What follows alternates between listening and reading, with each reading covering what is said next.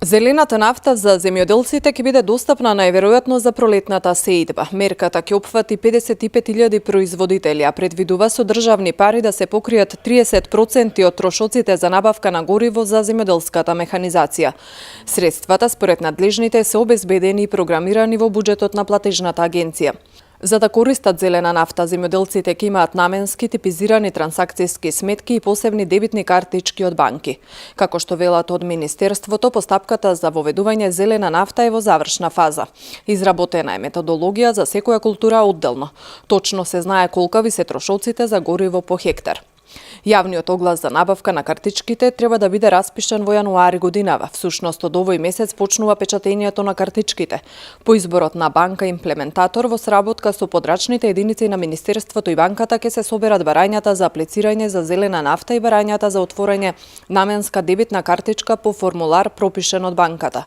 Отворањето наменски земјоделски сметки за картички што ќе се користат за зелена нафта зависно од логистичкиот капацитет на банката имплементатор ќе биде не повеќе од 1 месец, велат од Министерството за земјоделство.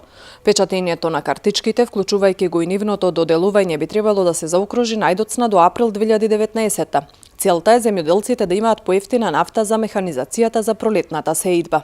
Крајна фаза е моделирањето, начинот на кој таа зелена нафта ќе стигне и буквално ќе биде достапна секаде во најблиските бензински пумпи на земјоделците, за да го намалиме трошокот, а да има ефект од оваа мерка. Кофинансирањето за почеток е 30% од трошоците, но со оглед на тоа дека се работи за нова мерка што првпат се воведува, не е исклучено овој процент да се зголеми до 50%.